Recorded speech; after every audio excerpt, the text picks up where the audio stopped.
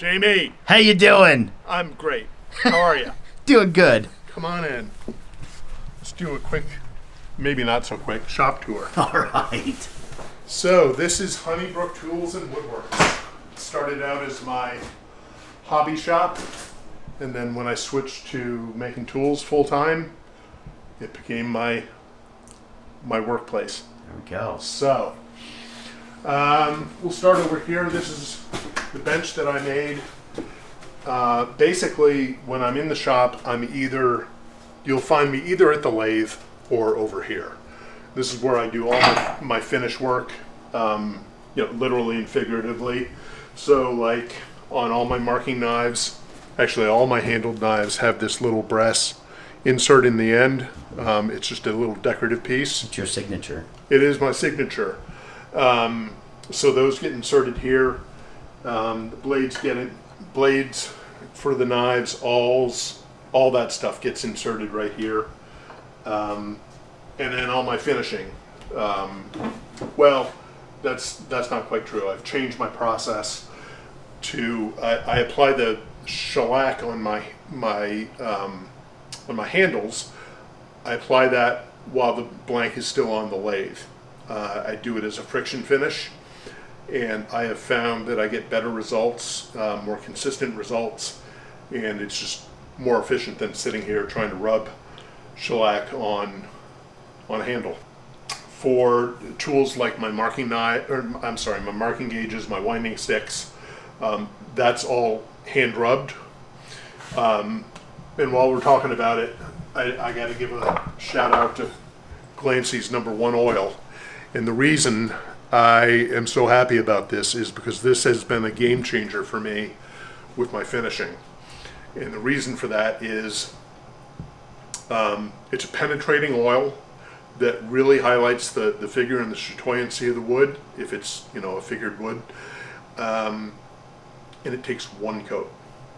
Other oils that I've used that I've liked, the end result, they've taken longer to apply. This literally takes 1 coat, and the added benefit, I have found that the wood that I treat with this oil takes the shellac a lot better. It doesn't take as long to build a nice finish, because this oil, it's a penetrating oil, and it just I can't say enough about it. So you'll also see that I have a bit of an obsession with vintage tools. And I should say, despite the fact that I've got a lot of machines in the shop, my first passion is hand tools. I love working with hand tools. But I'm also a realist as a maker. It would not make any sense for me to try to turn tool handles with a treadle lathe or a foot powered lathe. Not in production. Yeah. So, but I use a lot of these. I mean, they're not just things to look at, although that's a benefit. You caught the bug. You caught the vintage tool bug. I caught the vintage tool bug, but also, each one of these tools is, to me, beautiful in its own way. And kind of one of the things that drives me as a maker is the idea that if we're surrounded by beauty, we're going to make beautiful things. It might sound corny to some, but I don't care. It's what I believe. Yep. And all these tools, they've played a part in getting me to where I am today. So yeah, this is my bench. I built this bench. The bench top is the front part. So I changed the design in midstream. The front part is laminated oak, and I had planned to build kind of a traditional like tray at the back. But the more I thought about it, the more I thought, that's just going to gather dust and it's going to be a pain in my neck, and I would rather have more workspace. Yep. So this is all laminated, and then these are just 2 oak boards that are, on the back end of the bench. But any abuse is going to take place over here where it's really solid. So any kind of chisel work, any kind of hammering, right there. Nice. And then an oak apron. Nice. Saws. Obsession. You have an obsession with saws. Yeah. So when I first started getting into woodworking as a hobby, this is one of the first saws that I got. This is an old Richardson Brothers saw. There we go. Fantastic saws. Beautiful They edge. were an early competitor with Diston, and the quality of their saws was so good that Diston bought the company, thus eliminating the competition. Most of these are Richardson, all of those are Richardson Brothers. So yeah, I've got a thing for saws. And I mentioned that I do like gent saws. I've got a modest collection, I don't have a lot of them, but this is my drawer that I made just for holding gent saws. That's awesome. Yeah. So coming over here, I've got this table that has my benchtop drill press. The next investment that I'm going to make in the shop is to get a floor size drill press. But this is working for me for right now. This is a holdover from my hobby days, but I do need to upgrade. So I've got my benchtop drill press, and then this is my bench buffer. I use this for all my brass work. So like my brass headed plain iron adjusting hammers, I'll buff those on this after they come off of the metal lathe. And then over here, I've got two new additions. This is my disc and belt sander. I use this for the shaping of my marking gauges. After I've rough cut them on the bandsaw, I'll come over here and do the final shaping. Well, not the final shaping, because I do the absolute final shaping at the bench by hand. But this gets me down to my cut lines, so I've got the final dimensions that I need, and then I get the final finish by hand over at the bench. And then I added this router table recently. I discovered that the grooves that I have to cut for my marking gauges, I originally had been doing that on the table saw with a dado stack, and to say that it was tedious would be an understatement. It seemed like every time I had to set up the dado stack, I had to fiddle with it, and it was just a waste of my time. So I finally decided to bite the bullet and get a router table, and this has been a real game changer for me in terms of efficiency. All the dust collection, there's a port right down here that I can connect to my dust collector over here in the corner. And I've just a couple days ago, I got a new hose for the disc sander, belt sander. It has two dust ports on it, and the fitting that I got is basically a Y, so you can have a hose hooked up to both of the dust ports all the time. They feed into one hose. What I'm planning to do is, like I did here, I'm going to, when I can do work, I'll drill another hole in the top of the bench, and then I'm going to either drill another hole in another port or tie into this existing port so that I can just be more efficient with the dust collection. Are you going to use gates? Yeah. So like how that one has two, are you going to put a gate on one? Yeah, okay. I'll put a gate on one. Okay. Can't say enough about dust collection.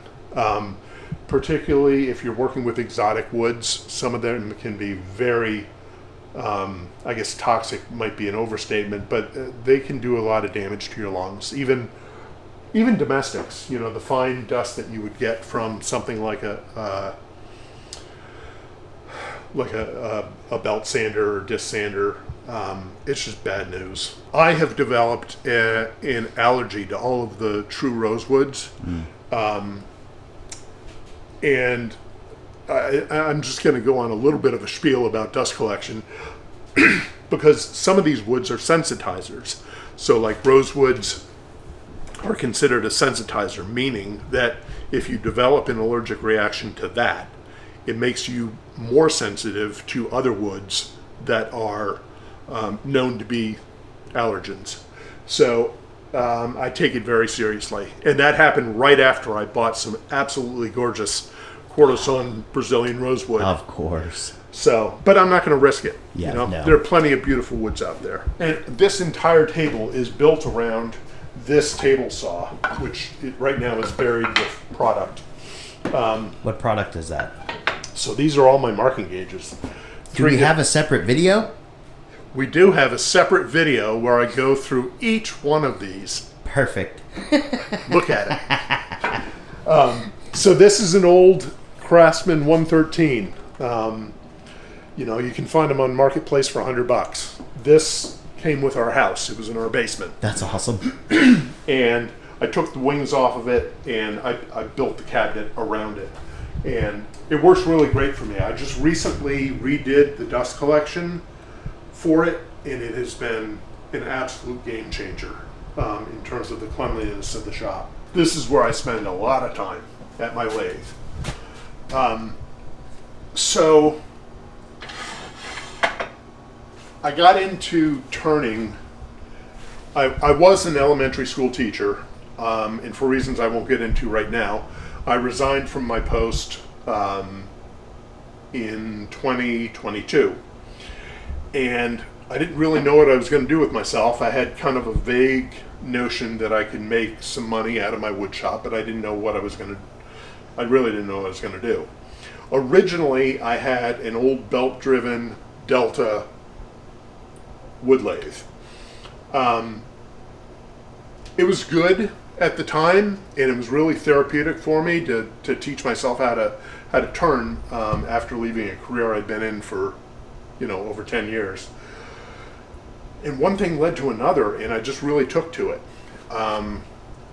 And when I started making tools full time, and particularly the marking knives and awls and stuff, I found that the Delta was just too finicky. I could never get the speed where I wanted it. It vibrated more than I wanted, and I had to upgrade. So I got this little Laguna, no vibration, easy to set up. It's got variable speed on it, and if you have to change the belt, it's as easy as flipping this lever and then just changing the belt over. Sometimes I'm at this lathe all day turning handles, but I love it. And I've got dust collection underneath. I've got a little, I don't know what you want to call that. Port. Yeah, port. Dust port. A dust port. And That's then the other thing that I do is I've got a long hose that's connected to the dust collector. This hose, I can take it off of this vacuum attachment, and I bring that over here and I post it right behind the lathe, and between that and the port down here, it gets probably 90% of what needs to be gotten. But safety, I do not have a lathe tool in my hand without this on. That is non-negotiable. I've had blanks fall off of this, just either through error on my part, and I don't want it hitting my face. No. I can't afford that. No. And I always have ear protection and a dust mask. It's not always the most comfortable in the summer, but it's better than lung cancer. Yep. The drum sander is actually, I bought this, so before I was tool making, one of my hobbies was violin repair. I would buy old violins that were all beat up, and I, put them back together. And sometimes I needed to replace the edges of a violin, or the sides, I should say. And that maple is very thin. And I bought this simply to make that process more efficient. Now, in my tool making, it has become really important for me in my marking gauge production, because when I put these brass wear strips in, they're epoxied in. I let the epoxy sit for a couple days so it's well cured. And then I feed these through the belt sander so that I can ensure that the top is perfectly parallel to the back and square to the sides. One of the most recent additions to the shop, my Laguna 14BX. This has been a really, really great addition to the shop, but you can see that the depth of cut is just crazy. Oh yeah. Yeah. Yeah, this is the one I'm looking at. This is, I've got a resaw blade in it right now. It's not fully tensioned, but, well, I release the tension every night. Smart. Yeah. I try to every night. Yeah. As much as you remember. Yeah, so this is my resaw blade. Because as a turner, one of many great things is this was originally, twice as thick. So I just ripped it in half, and now I can get, this is actually,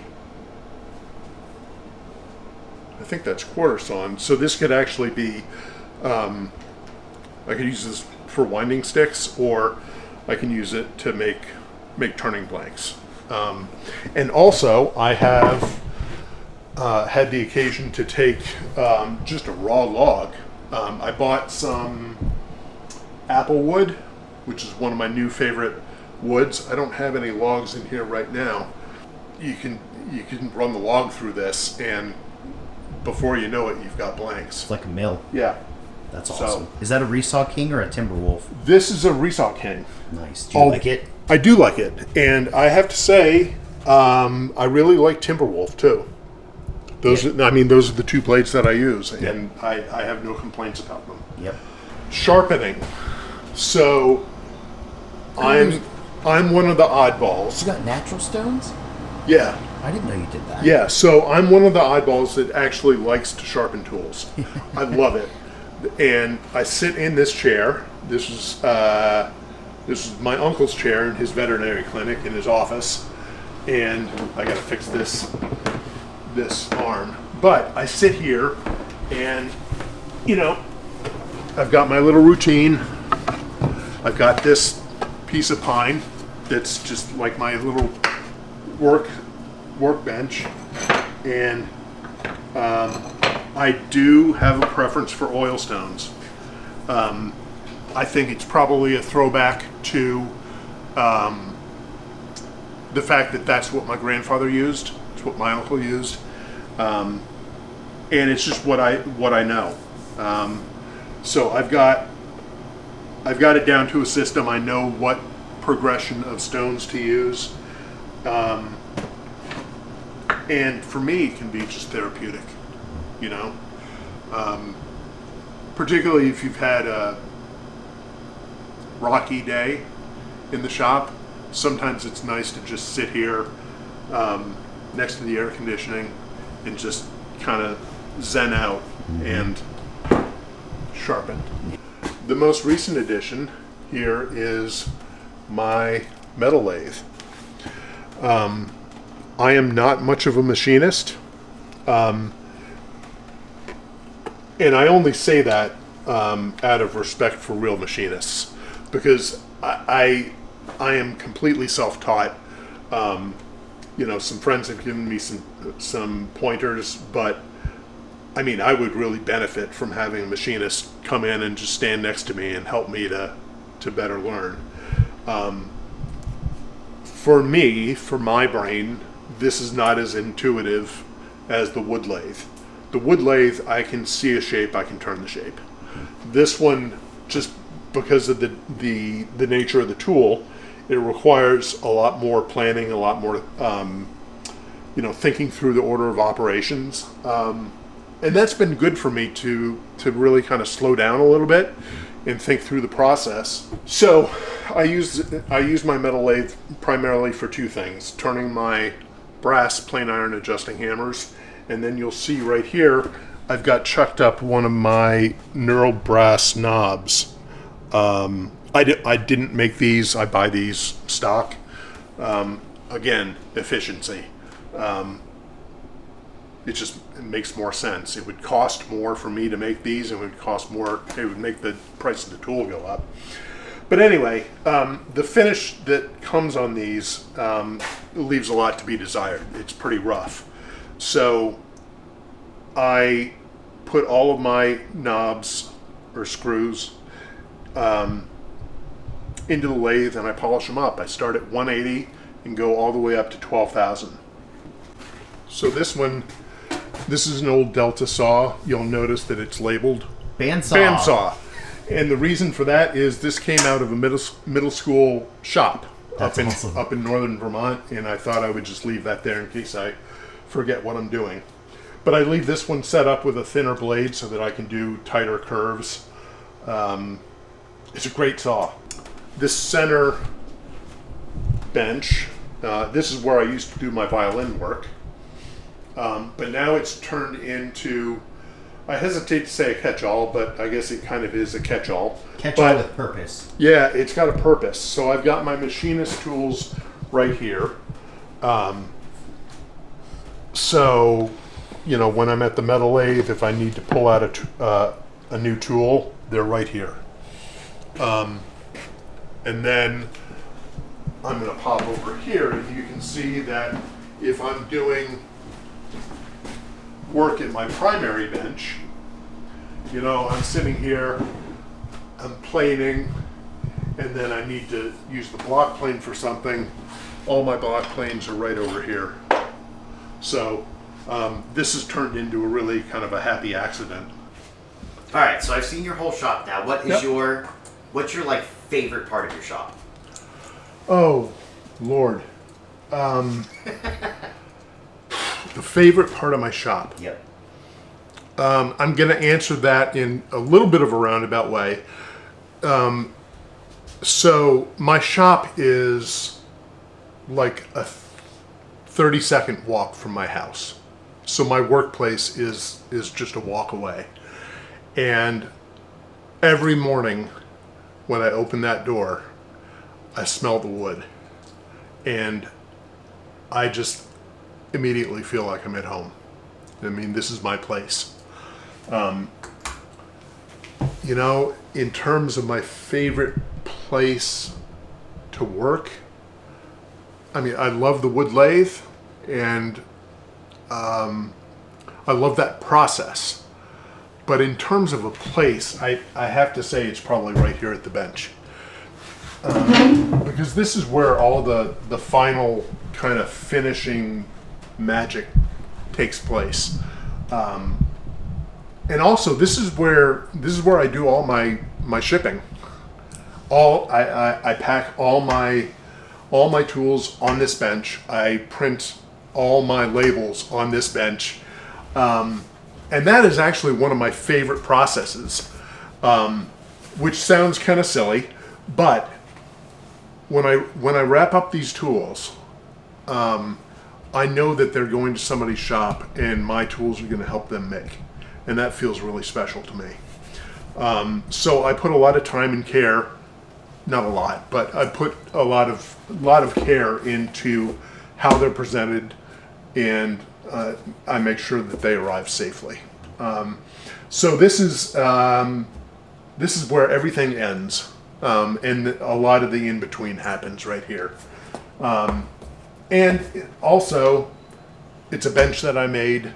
I have tools that I've made that I use every day. I've got all these vintage tools that I find inspirational just because of their form and I think they're beautiful. So that they're inspiring to me. So, if you want to know more about me as a maker and kind of what got me into being Will Adams, the tool maker. We're going to do a separate video, Meet the Maker, and I'll go into a little bit more detail about how I went from being a hobbyist woodworker into a tool maker. Is that a Gordon? This is an HNT Gordon A55 smoothing plane. Beautiful. So called because the blade is bedded at a 55-degree angle. HNT Gordon is in Australia, and the high angle of the bed, it attacks the really dense, gnarly grains that they have in these Australian woods with ease. The other thing that is really cool about this plane, and I'll try to do this one-handed, I can't guarantee that I'll be able to. What happened to your hand? 2 days ago I had thumb surgery for arthritis in the thumb joint. It was getting to the point where work was painful. I was worried that the quality of my work was going to start to suffer if I didn't get it fixed, so I bit the bullet and got it fixed. So, 2 days ago. 2 days ago. So what's really cool about this plane is it can be both a smoothing plane and a scraper. The way he's designed it, I want to get this right. Scraper? No, this is scraper. Scraper.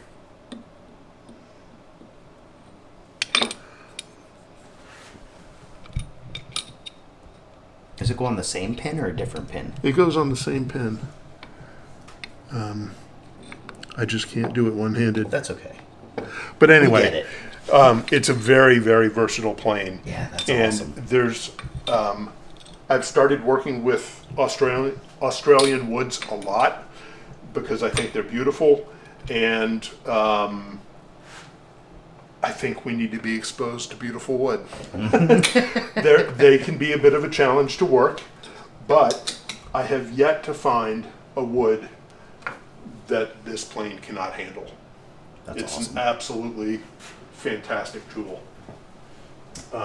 This is another one of his tools. This is his mini smoothing plane. Did you push or pull that? You can do either. Oh, nice. When I was at Handworks last year, my booth was set up right next to his, and so there was very little chance that I was going to leave Handworks without giving him some of my money after watching him for 2 days. Absolutely. But this is a really neat little tool. And again, this can be used as a scraper or a smoother. That's cool. Yeah. So That's it's really a versatile little tool. And yeah, you can, the way he taught me is, well, with two hands, kind of hold it like this. Imagine my right hand being down there in the same position and pushing it. But there's absolutely no reason why you can't pull it towards you as well. Yeah, that's which cool. is, Japanese planes are pulled towards you. Yep. It's just a different way of looking at and approaching the wood. I got to shout out a couple other people.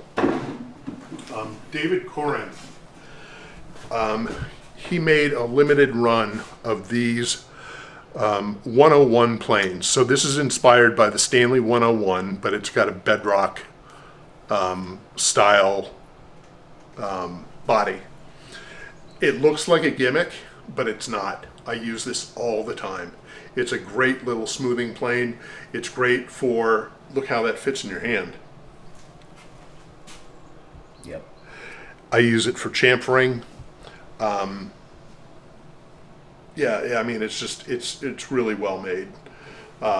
So like the chamfers on my winding sticks, I'll often use this. And my favorite saw maker, contemporary saw maker, Charlie Ernest. This is a prototype gent saw that he made. And somewhere along the line, he learned that I have a thing for gent saws. A lot of people don't like them. I love them. And this is a prototype in that he's designed the handle so that there's a little set screw down here the whole design is based on the idea that you could have multiple plates to go into one handle. So this is his prototype that he For a Western saw, that's huge. Yeah, he was gracious enough to gift this to me, and I use this all the time. Yep. Charlie's awesome. It's one of my go-to tools. And I got to give a little plug for some new merchandise.